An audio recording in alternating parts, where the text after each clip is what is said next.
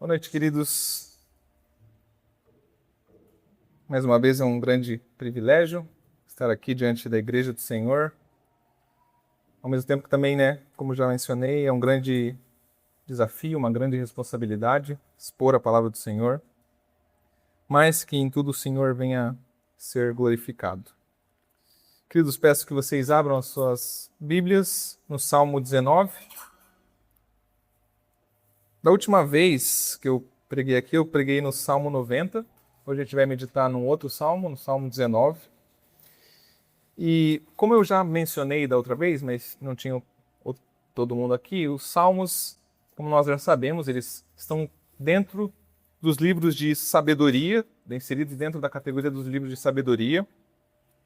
E o livro dos Salmos, ele é uma escola de oração. A gente vê as orações escritas sendo, o coração dos salmistas sendo derramado dentro, nos Salmos. Mas os Salmos são fonte de verdade, é uma revelação do próprio Deus, é uma revelação tanto do coração do ser humano como uma revelação do próprio Deus. E o saltério, o conjunto dos Salmos, eles são divididos em 5 livros. O salmo que nós vamos meditar hoje, que é o Salmo 19, eles estão inseridos dentro do primeiro livro, que vai do Salmo 1 até o Salmo 41. E com exceção do Salmo 1 e 2, todos os outros 39 salmos dessa categoria, desse livro 1, eles possuem um título que inclui o nome de Davi. Então, o Salmo 19, como vocês podem ver aí na Bíblia de vocês, provavelmente em cima do verso 1 está escrito ao mestre de canto, Salmo de Davi. Em algumas outras traduções pode estar diferente, mas é um Salmo de Davi. Eu não quero me estender muito nessa introdução à literatura aqui, a questão pré-textual do texto, mas é importante a gente lembrar que os salmos eles têm algumas características que nos permite categorizar ele em alguns tipos e subtipos. Então, eles são hinos, orações, lamentações, são salmos de exaltação, de sabedoria. E o Salmo 19, ele se encaixa em 2 categorias. 2 tipos que nós chamamos. Ele é um louvor, mas ele é um louvor descritivo. E esses salmos eles têm por finalidade anunciar a grandeza de Deus, a grandeza do Jeová, que é a transliteração do tetragrama que tem no Êxodo. E ele manifesta essa grandeza a grandeza de Deus tanto na natureza, em sua criação, na sua preservação e na sua forma de redenção. Como nós vamos ver nesse salmo, ele exalta a criação de Deus. O tema principal dos salmos de louvor descritivo é o louvor a Deus. O personagem central, se a gente pode dizer assim, do salmo é Deus, por meio da sua ação como Criador e Salvador. E, em geral, nesse tipo de salmo, o salmista ele não está diferente do Salmo 90, como a gente viu, que é uma oração falando a Deus. Nesse salmo, nessa categoria de salmos, é um louvor, é um salmo em que se fala de Deus. Não está se falando a Deus, embora é um louvor a Deus, de certa forma, redunda para ele. Mas não está se falando a Deus, não uma oração como nós vimos no Salmo 90. E ele também pode ser classificado como um salmo didático, ou um salmo de sabedoria, que tem por característica a exaltação da lei, a exaltação da palavra de Deus, pelo efeito que ela tem em transformar o nosso caráter, nos moldar mais e nos consolar, como consolar aquele que é fiel ao Senhor. Queridos, é importante a gente também nos lembrar que os Salmos ele tem uma literatura poética, ele é diferente dos textos narrativos, dos livros narrativos, que contam uma história, que tem uma característica de contar história, diferente das narrativas. Embora os Salmos também são história verdadeira, eles estão dentro de um contexto histórico, eles falam de uma verdade, eles contam uma história, mas de uma forma poética, uma poesia. E sendo uma poesia, ele tem uma característica de poesia. Eles têm muitos, como a gente sabe que os Salmos, o Antigo Testamento foi escrito em hebraico, uma porção em aramaico, ele tem muitos hebraísmos. Ou seja, eles têm estruturas comuns de uma poesia do hebraico, que é diferente daquilo que talvez a gente está acostumado, para nós brasileiros. Então, quando a gente pensa em poema no português brasileiro, talvez o que a gente pensa mais numa característica de poesia no português brasileiro são rimas, ritmos, são essas encadeações do som. É mais voltado a algo do som, desse combinar dos sons. Já no hebraico, a poesia tem mais a ver com a ideia, com o pensamento. Então, a combinação não se dá tanto ao som. O português brasileiro é mais voltado ao som. No hebraico, a poesia tem mais a ver com a ideia, com o pensamento do poema. Então, o coração da poesia hebraica são os paralelismos. A gente vê muitos paralelos. Na poesia do português brasileiro, a gente também vê paralelos, mas são paralelos que são os versos, as linhas, e os paralelos são os sons. Então, os sons vão se combinando. Mas o paralelismo do hebraico são, e aqui a gente vai ver nesse salmo, muitos paralelismos sinônimos. Existem outros tipos de paralelismo, mas aqui a gente vai ver paralelismos sinônimos, em que tem uma sentença, expressa uma sentença, e a sentença seguinte é dita de forma diferente, mas expressando a mesma ideia. Então ela tem a sentença seguinte reforça essa ideia, mas de uma forma diferente, não está falando de outra coisa. Eu queria poder entrar numa estrutura muito interessante que o Salmo 19 está inserido, mas eu não vou ter tempo, então se vocês quiserem saber, depois a gente pode marcar um café e a gente conversar sobre isso, que é um quiasmo.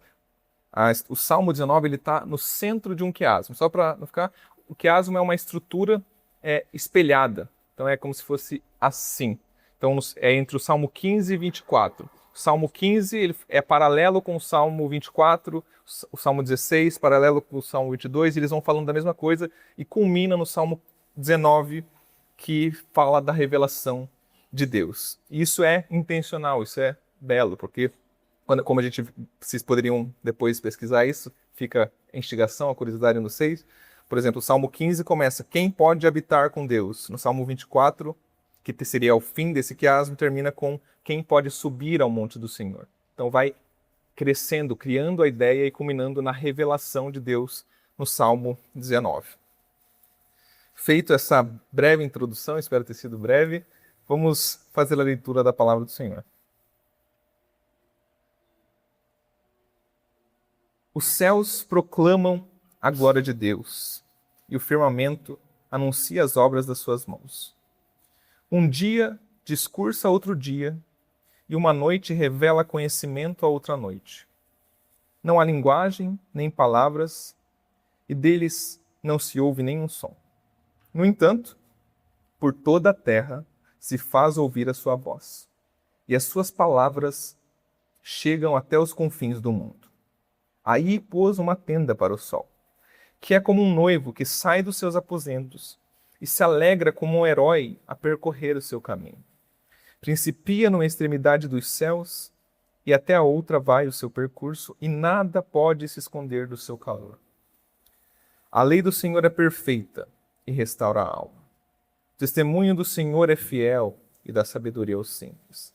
Os preceitos do Senhor são retos e alegram o coração. O mandamento do Senhor é puro e ilumina os olhos. O temor do Senhor é límpido e permanece para sempre. Os juízos do Senhor são verdadeiros e todos igualmente justos. São mais desejáveis do que o ouro, mais do que muito ouro depurado, e são mais doces do que o mel e o destilar dos favos. Além disso, por eles se admoesta o teu servo. Em os guardar, a grande recompensa. Quem há que possa discernir as suas próprias faltas? Absolve-me das que me são ocultas. Também da soberba guarda o teu servo, que ela não me domine. Então serei irrepreensível e ficarei livre de grande transgressão. As palavras dos meus lábios e o meditar do meu coração sejam agradáveis na tua presença, Senhor, rocha minha e Redentor meu. Uau! Só para manter a tradição. Queridos, sobre o que exatamente Davi está falando no Salmo? Davi ele está louvando a Deus por ele revelar a sua glória através da criação, por ele revelar o seu caráter através da sua palavra. E a resposta dele, quando a gente vai ver nos versos 11 a 14, é o desejo de conhecê-lo, de agradá-lo, porque ele é sua rocha e seu redentor. E a grande verdade que nós vamos ver nesse salmo é essa: diante de um Deus que se revela em sua criação, em sua palavra, a única resposta aceitável, apropriada, é o desejo por conhecê-lo e agradá-lo. Pois, além de Criador, ele também é Redentor.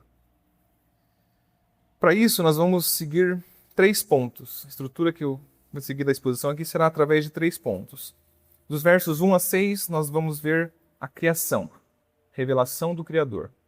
Nos versos 7 a 10, a palavra, a revelação do Deus pessoal. Nos versos 11 a 14, submissão e adoração, resposta apropriada. Antes de nós nos chegarmos ao Salmo 19, vamos considerar a maneira pela qual algumas pessoas, alguns seres humanos, alcançaram um nome notável. Alguns diriam imortal, no sentido de que se fala deles mesmo após a sua morte, devido àquilo que eles realizaram. Platão transformou os diálogos do seu professor Sócrates, seus diálogos falados com ele, em obras-primas de filosofia literária. Tornaram ele e o seu mestre famosos. Platão e Aristóteles e Sócrates, eles são a base do pensamento ocidental. Dos dois antes do século, antes de Cristo, né? Antes de Cristo vir à Terra, e mesmo assim nós falamos dele, o conhecimento do ocidental é baseado muito no que eles escreveram, nas suas obras.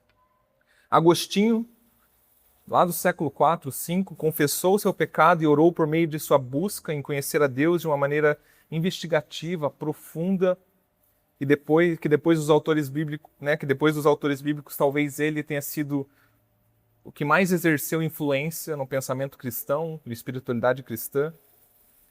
Mozart surpreendeu e encantou as pessoas com sons que ele foi incapaz de combinar, encadear, através das suas obras musicais. E muitos outros que a gente poderia citar.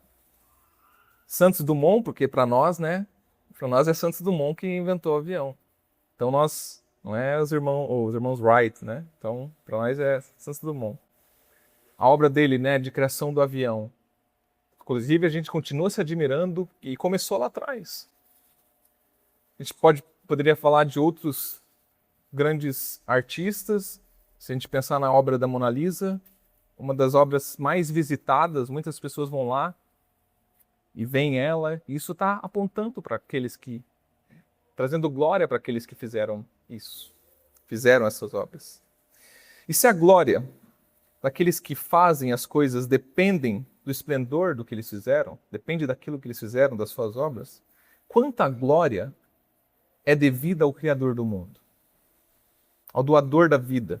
Nós conseguimos sequer começar um processo de celebrar o que o Criador realizou de uma maneira que seja digna de quem Ele é, daquilo que Ele fez. Nós glorificamos os homens pelas suas obras, mas e o Criador? Qual seria... A gente consegue sequer glorificá-lo de forma digna pela sua criação? Vocês louvam, nós louvamos a Deus pela sua glória revelada na criação? É isso que Davi se propõe a fazer no Salmo 19, no qual a sua admiração por Deus como Criador, nos versos 1 a 6, e pela sua palavra, nos versos 7 a 9 e 10, o atrai para tudo que é bom, verdadeiro, belo. Refina o seu caráter e ele ora para que ele se torne agradável ao Senhor, nos versos 10 a 14. Nos versos 1 a 6, a gente pode ver que o verso 1 e o verso 6 eles terminam com referências a céus, né? Os céus proclamam a glória de Deus e no final, falando do sol, principia numa extremidade dos céus e vai à outra. E a destreza de Deus, a grandiosidade da obra de Deus inspira a poesia incomparável que Davi faz aqui. Davi organiza de uma forma cuidadosa, ele escolhe a sequência cuidadosa pelas palavras que ele utiliza aqui, de forma a cintilar, a forma de reverberar a glória de Deus na criação. Ele quer nos instigar para olhar e nos admirar da criação de Deus. Mas, por mais que a estrutura, o salmo seja belo, o ponto não é a beleza do salmo. O ponto é o assombro daquele a quem nós estamos exaltando, daquilo que ele está falando, da sua criação, do Criador, daquele que ele celebra, que é o Criador. No verso 1, ele inicia essa exaltação de Deus como Criador. Aqui Davi começa de uma forma poética, demonstrando como as partes daquilo que nós chamamos de natureza aponta para um Criador. Ele começa dizendo que os céus proclamam a glória de Deus e que o firmamento anuncia as obras de suas mãos. E aqui, como mencionei, nós estamos diante de um paralelismo. Porque o que Davi está falando? Ele está apontando para os céus, firmamento, proclamando, anunciando a glória de Deus, a obra de suas mãos. São a mesma ideia sendo reforçada de formas diferentes. Ou seja, ao nós olharmos para o céu, nós estamos vendo a glória de Deus sendo proclamada. Nós estamos vendo um Criador sendo apontado, direcionado, sendo revelado. No verso 2, nós vemos um reforço dessa ideia que foi mencionada no verso 1. E a NVT, uma tradução da Bíblia, né, a nova versão transformadora, ela traz uma tradução já interpretativa desse versículo que demonstra a ideia do verso 1 sendo reforçada. Ela diz assim: dia após dia, eles continuam a falar. Noite após noite, eles o tornam conhecido. Todos os dias, todas as noites, a natureza, a criação de Deus, grita, proclama: há um Criador. Davi começa no Salmo 19, no verso 1, com aquilo que Deus fez em Gênesis 1:1, os céus e o firmamento. E ele continua no verso 2 com aquilo que Deus fez em seguida, nos versos 3 a 5, onde Deus criou a luz, separou luz e trevas e chamou a luz dia e as trevas noite. E assim, a gente vê um elemento, né, de poesia, assim como os céus e o firmamento foram personificados, ou seja, foi dado características humanas de pessoas para ele, assim acontece também no verso 2. Eles são descritos em termos humanos, retratados como grandes falantes, cujas palavras instruem, derramando, discursando, declarando conhecimento. E, mais uma vez, através de paralelismo, a gente vê nesses versos que ele continua desenvolvendo essa grande verdade de que a glória de Deus é revelada na criação, que Deus é criador e a sua criação aponta para ele. E aqui, algumas teologias sistemáticas, às vezes elas vão discutir se criador é um atributo de Deus, porque eles vão fazer uma distinção entre o que Deus é e aquilo que Deus faz. Daí vai entrar numa discussão mais filosófica. Mas Davi não está preocupado nisso. O que ele está declarando é: Deus é o Criador e ele se revela na sua criação. Sua criação revela isso. E aqui ele faz algo muito interessante. Porque nos versos 1 e 2, nós vimos ele dizer: os céus proclamam. Mas os céus proclamam? Como que o céu proclama? O céu não fala. Um dia discurse. Como que um dia discursa? Ele está utilizando de um recurso poético. A linguista chama de personificação, é uma espécie de um uso metafórico. Mas o mais interessante é que ele está atribuindo, né, essa personificação, essas características humanas da fala, da linguagem, algo inanimado, céu, firmamento, dia, noite, é que ele faz algo paradoxal nos versos 3 e 4. Porque ele diz assim, nos versos 3, não há linguagem, nem há palavras, e deles não se ouve nenhum som. Só que no verso 4, o que ele diz? No entanto, por toda a terra se faz ouvir a sua voz. Não há som, mas faz ouvir a sua voz. Não há linguagem nem há palavras, mas e as suas palavras chegam até os confins do mundo. E aqui a intenção dele é deixar essa tensão, esse algo paradoxal mesmo. Porque isso é tremendo. A ideia é que não é necessário uso de linguagem. Não é necessário uso de palavras. Mesmo assim, a criação de Deus transmite, comunica, aponta para o Criador, revela um Criador. Por toda a terra se faz ouvir a sua voz. Não precisa de palavras.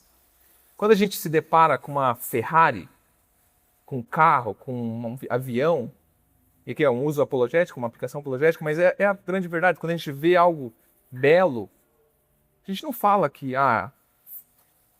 as peças foram surgindo e se encaixando aleatoriamente.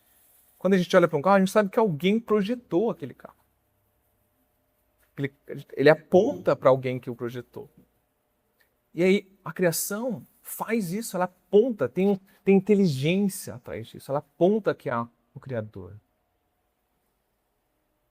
Queridos, nós devemos retomar essa atitude contemplativa que os antigos tinham anteriormente. Eles tinham um momento em que eles tinham um momento da contemplação nos monastérios. Estou falando para a gente voltar no monastério, mas eles tinham, e essa atitude era uma atitude boa, atitude de contemplação, de parar e contemplar a natureza, contemplar a criação do Senhor, enxergar o Senhor nessas coisas. Quando você olha para o céu, para o sol, para as estrelas, para a lua, uma formiga carregando o seu alimento, você consegue louvar a Deus que projetou tudo isso? Você consegue enxergar Deus em tudo isso?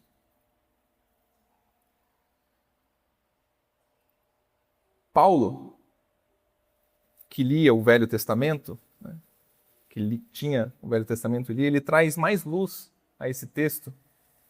Em Romanos 10, 18, Paulo cita o verso 4 como parte da sua explicação para o fato de Israel ter rejeitado o Evangelho e as consequências que essa rejeição trouxe sobre a nação.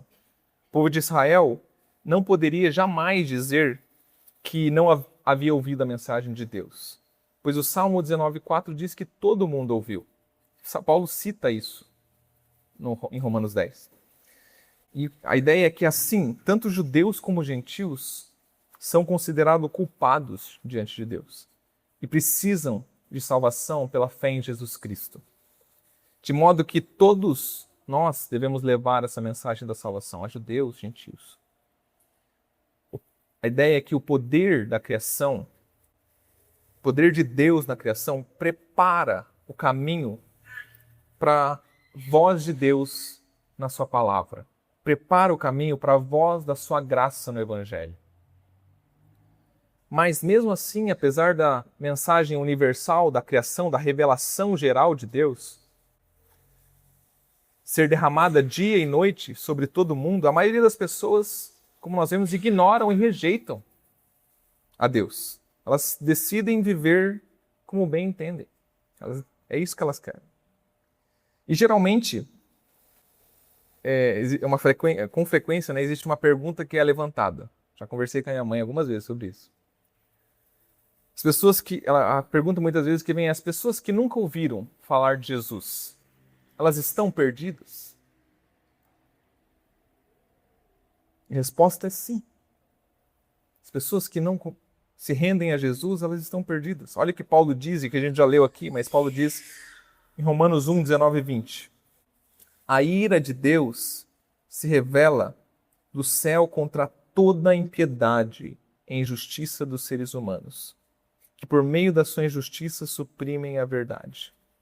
Pois o que se pode conhecer a respeito de Deus é manifesto entre eles, porque Deus lhes manifestou. Porque os atributos invisíveis de Deus, isto é, seu eterno poder e a sua divindade, claramente se reconhecem desde a criação do mundo, sendo percebidas por meio das coisas que Deus fez. Por isso, os seres humanos são indesculpáveis. Ou seja, aquilo que Davi diz no Salmo 14, que diz, né, quando ele está dizendo sobre o insensato, que em seu coração diz não a Deus, a criação o torna indesculpável, porque os atributos invisíveis de Deus, seu eterno poder e sua divindade claramente se reconhecem desde a criação do mundo e se percebem por meio das coisas que Deus fez. Mas uma grande questão que pode surgir daí, deveria surgir daí, é: ok, eu estou olhando para a criação, ela é maravilhosa, tremenda, ela me revela que existe um Deus, um Criador, mas quem é Ele? Quais são os seus atributos, seus propósitos para a criação? A revelação de Deus na criação é verdadeiramente maravilhosa. Mas se tratando da manifestação dos seus atributos e propósitos, ela é limitada. Nós precisamos de algo que nos revele mais claramente o caráter de Deus. E esse algo é a palavra de Deus. Sua revelação específica, palavra inspirada de Deus. É aqui que Davi faz, ele usa a poesia do Salmo 19 para instigar, instar o seu povo, instar as pessoas para fazer o seguinte. E é essa que deveria ser o caminho. Por isso que ela se torna indesculpável. Porque o que ele faz é, olhe para o mundo. Ele instiga e insta seu público a isso. A olhar para o mundo. Pense sobre o que você está vendo. Reflita sobre tudo isso que você está vendo no mundo. E dê louvor ao projetista, aquele que projetou esse mundo, ao arquiteto que deu o vivificador desse projeto do mundo. Esse tem que ser o caminho natural. Mas por mais clara que seja a voz da criação, a parte da palavra de Deus, ela pode cair em ouvidos surdos, se não direcionada à palavra de Deus. Então, tendo dado essa descrição incomparável da glória de Deus na criação, nos versos 1 a 6, Davi se volta para a natureza do poder da palavra de Deus, nos versos 7 a 10. Ele se volta para a revelação de Deus pessoal, do Deus pessoal. E aqui, a diferença evidente dos versos 1 a 6 e dos versos 7 em seguinte, persuadiu alguns comentaristas, pode ser que alguns comentaristas consideravam que talvez esse salmo não foi composto como um único poema e que posteriormente eles foram juntados. Mas a grande verdade é que não se importa se eles eram dois ou um mesmo. O que nós estamos vendo nesse salmo são as duas revelações de Deus sendo descritas. A revelação geral, a sua revelação na criação, e a revelação especial, a sua revelação específica na palavra de Deus. Eu, particularmente, penso que ele faz muito sentido ele ter sido composto como um salmo. Tem um fluxo muito natural, muito pensado nisso. E eu acredito que esse seja, alguns podem usar como argumento que corrobore para ser separado, eu acredito que corrobore para ser junto, que é a primeira revelação geral, quando Davi está mencionando, no verso 1 a 6, a revelação geral, ele designa Deus, ele fala sobre o Deus em relação à criação, ele usa o termo Elohim, para Deus se referindo ao grande poder, à manifestação do grande poder de Deus. Mas quando ele escreve nos versos 7 a 10 sobre a palavra de Deus, ele usa 7 vezes o tetragrama, que a gente faz a transliteração para Yahweh, ou Jeová, que é o nome que Deus se revelou a Moisés, o nome de Deus na aliança. E eu acho que isso é intencional. Eu acho que ele quis fazer isso. Porque é Deus se revelando na criação, revelando o grande poder, revelando que há um Criador, e na sua palavra ele se revela como um Deus pessoal, ele revela o seu nome, por isso que ele usa esse termo. Ele usa o nome de Deus revelado no Êxodo. E as declarações, aqui de novo, Davi usa essa poesia, estrutura poética. Ele cuidadosamente estrutura para refletir essa habilidade, para refletir essa habilidade artesanal de Deus em preparar e compor a palavra de Deus. Cada declaração dos versos 7 a 9, seguem a mesma fórmula, se vocês olharem com cuidado. As 3 primeiras palavras afirmam o que a palavra de Deus é, e as 2 palavras seguintes afirmam o que ela faz. Mais uma vez, ele está utilizando de paralelismos sinônimos. Então a gente vê a lei do Senhor, o testemunho do Senhor, os preceitos do Senhor, o mandamento do Senhor, o temor do Senhor, os juízos do Senhor. É perfeita, restaura a alma. É fiel e dá sabedoria aos simples. São retos e alegram o coração. É puro e ilumina os olhos. São verdadeiros, todos igualmente justos. Que coisa maravilhosa que nós vemos a respeito da palavra de Deus. Alegra o coração, é isso que ele fala sobre a palavra de Deus.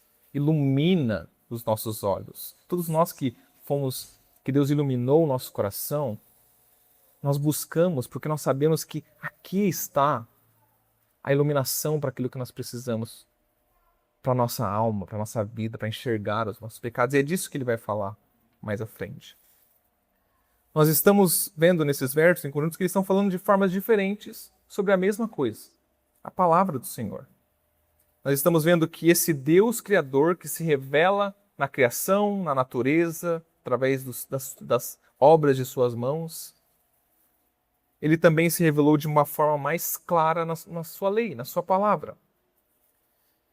E uma coisa interessante de nós notarmos nesses versículos é que através da Escritura, revelada nos atos de Deus, na sua manifestação nos eventos da história e explicados e descritos através da palavra de Deus, nós podemos perceber a partir dela e desses versos atributos de Deus, quem Deus é. É aqui que nós encontramos quem Deus é. Nós vemos nesses versos perfeição. Verso 7, ele é perfeito, fidedigno, fiel. Está falando da palavra de Deus, mas é quem a fez.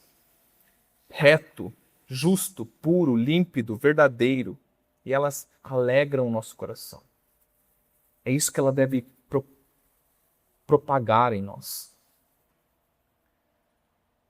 E como a gente tem visto que o paralelismo é abundante nesse salmo, no verso 9 o salmista diz algo interessante, que o temor do Senhor, que é límpido, e aqui a gente vê que o temor do Senhor está na mesma posição que lei do Senhor, preceitos do Senhor, mandamento do Senhor. O temor do Senhor está na mesma posição, fazendo sinônimo à palavra de Deus. E o que ele está comunicando aqui? Temer ao Senhor é conhecê-lo e obedecê-lo, seguir a sua palavra. Tim Keller fala algo interessante a respeito desse verso. Ele diz assim, no Salmo 19, o temor do Senhor é sinônimo de lei, estatutos, preceitos, mandamentos e decretos do Senhor. Portanto, temer a Deus é reconhecê-lo como um legislador que tem autoridade. É dizer, não seja feita a minha vontade, mas a tua. Em Deuteronômio, o temor de Deus e o amor a Deus são frequentemente usados como sinônimos para expressar o tipo de motivação que deveria estimular a nossa obediência. Portanto, o temor do Senhor é obediência por amor a Deus, por Ele ser quem Ele é, e amá-lo simplesmente por isso. Temer a Deus por quem Ele é. Muitas vezes nós vemos aí fora e muitas vezes nós estamos agindo dessa forma sem perceber, não temendo ao Senhor por quem Ele é, por amor a Ele, mas por temor, por medo. Não é essa forma que nós devemos chegar diante do Senhor e da sua palavra. Nós devemos obedecê-lo por quem Ele é. Nós estamos vendo nesses versos, e no verso 10, isso culmina de uma forma maior, a adoração do Senhor por quem Ele é na sua criação e a adoração ao Senhor por ter nos dado a sua palavra, por Ele se revelar a nós de uma forma especial através da sua palavra. Queridos, nós louvamos ao Senhor pela sua palavra. Nós agradecemos todos os dias por nós termos a sua palavra escrita e deixada para nós. Como que nós temos vivido diante da palavra de Deus, ela alegra o seu coração? Nós vivemos da forma que Davi fala a respeito da palavra de Deus como mais desejáveis do que o ouro mais puro, como mais doce que o mel. Aqui Davi está representando aquilo que é mais desejável naquela época. Ouro no sentido econômico, ouro mais puro. Mel, naquela época eles não tinham mel com abundância, aquilo que era mais doce. A gente pode substituir por qualquer outra coisa. Por qualquer outra coisa que nós temos desejo. O que nós desejamos mais? Como que é o nosso coração diante da palavra de Deus? Nosso maior desejo é conhecer a Deus. Nós conseguimos falar que a palavra de Deus, me chego ela de uma forma que ela é o que eu mais desejo. Você deseja a palavra de Deus com essa intensidade que nós vemos no verso 10? Eu temo que não é assim que nós temos nos chegado diante da palavra de Deus. Eu temo que muitas vezes, como nós já temos conversando no EBD, nós temos nos chegado diante da palavra de Deus como uma tarefa, para cumprir uma tabela, para fazer o que eu tenho no meu celular lá, o check. Fiz a leitura de hoje. Quão insensatos nós somos quando nós, diante de um tesouro tão grande que é a palavra de Deus, nós nos enredamos com tantas outras coisas, cacos e pedregulhos, que não têm valor.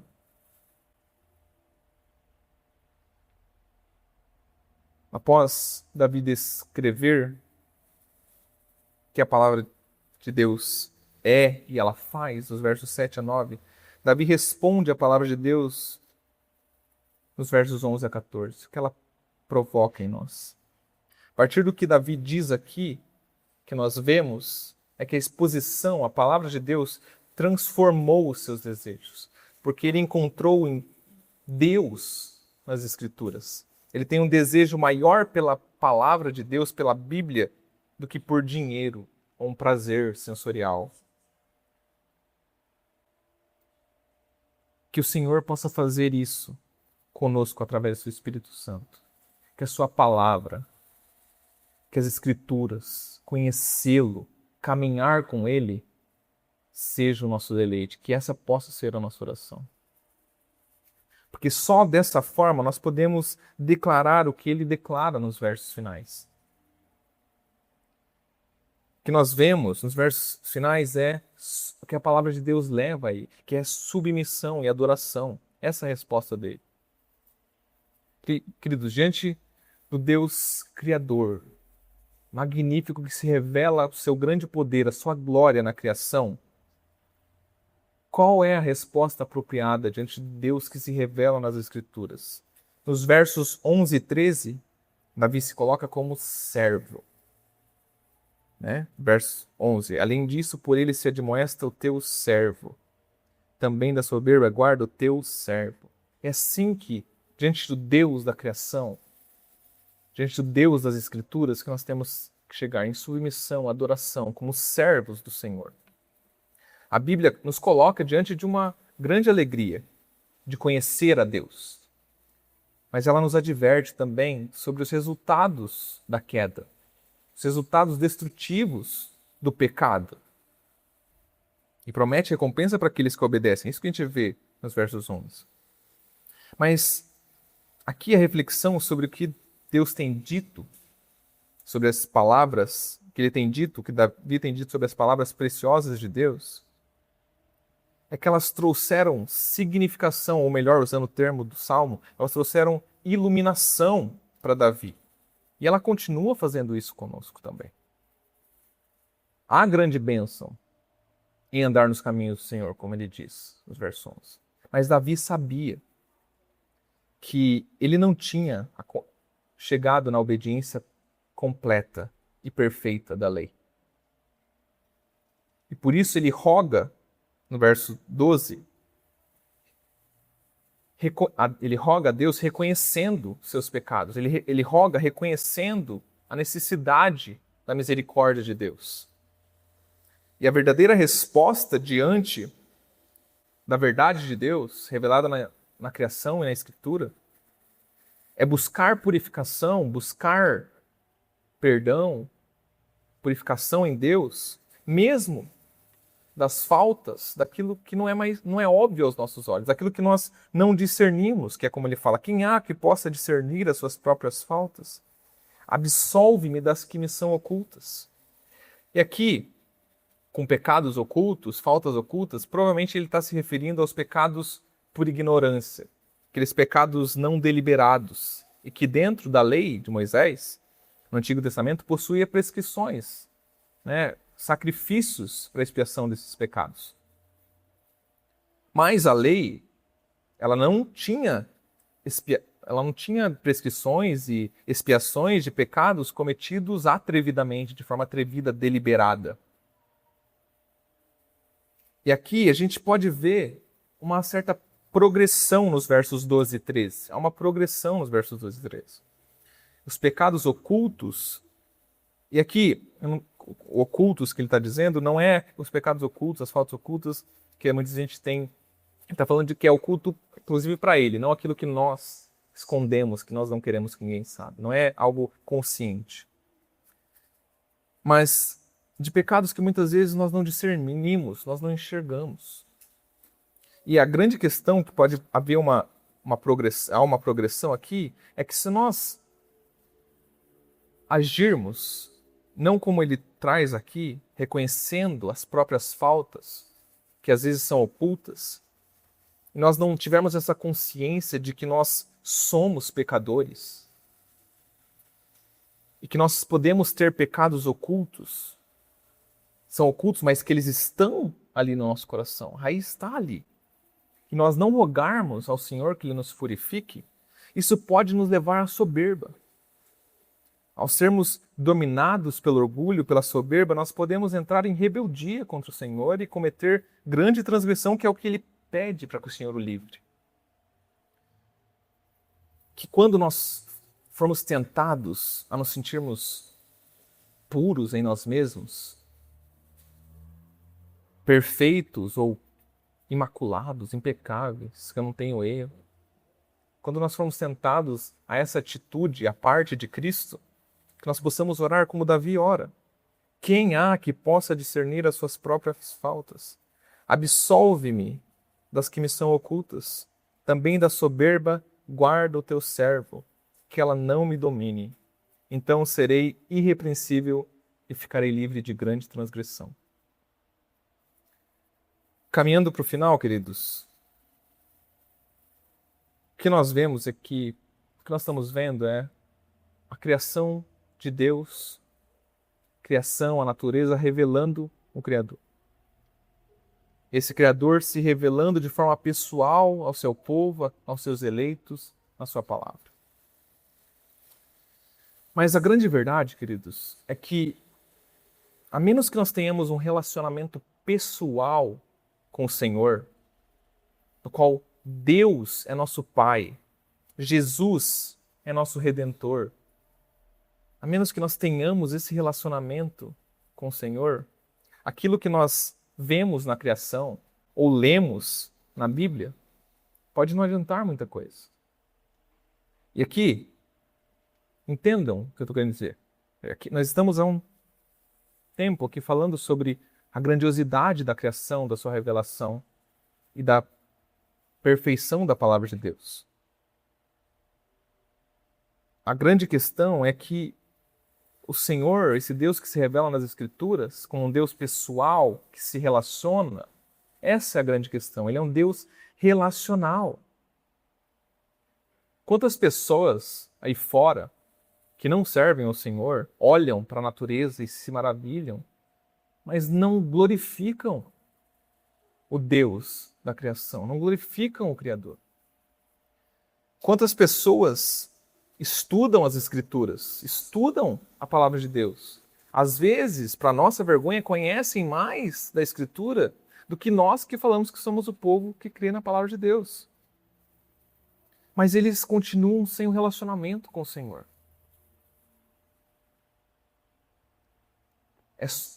Nós não vamos, ou melhor, nós não devemos ir para a Escritura, para a Palavra de Deus, apenas para obter mais conhecimento.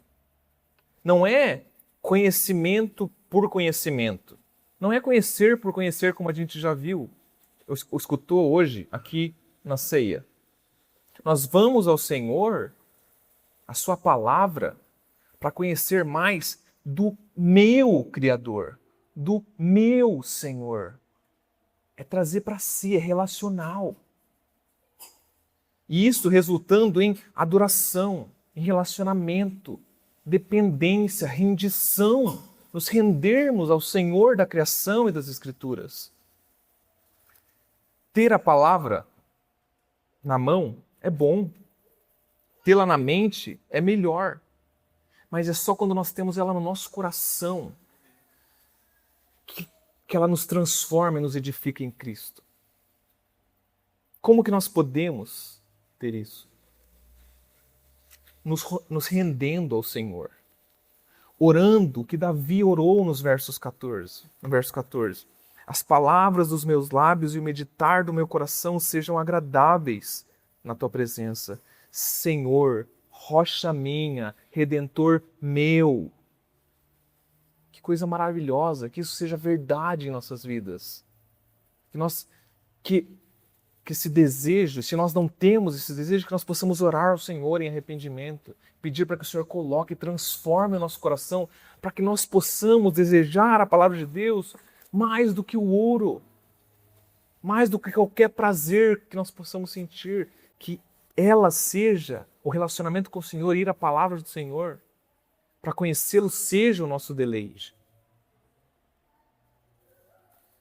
Queridos, o Senhor continua abrindo os nossos olhos para ver a glória de Deus, para ver a sua glória na criação. A sua palavra, ela continua lançando luz sobre os nossos pensamentos ocultos, sobre a escuridão do nosso coração. Ela continua dando novos desejos, nos advertindo, nos atraindo para Ele, nos convencendo, nos restringindo. O Senhor continua fazendo isso através da sua palavra, nos levando a falar e pensar de maneiras agradáveis ao Senhor. E Ele faz isso através de Cristo, por causa do que Cristo fez em nós. O principal meio, o meio supremo pelo qual Deus pode declarar inocentes aqueles que são culpados, o meio que Deus pode absolver-nos daquilo que nos é oculto, é através do arrependimento, através de crer em Jesus, através do que Cristo fez por nós na cruz. É através daquele cujas palavras e meditações foram perfeitamente agradáveis ao Senhor. Aquele que sempre fez a vontade do Pai. Que o seu desejo era obedecê-lo até o fim, e ele o fez até a morte. É por causa da morte de Cristo na cruz que aqueles que se afastam do pecado e confiam em Cristo podem ser declarados de seu pecado oculto, justificados pela graça mediante a fé. Que nós possamos nos render ao Deus da criação, buscá-lo em sua revelação e adorá-lo com a nossa mente, com a nossa boca e com o nosso coração. Vamos orar, queridos.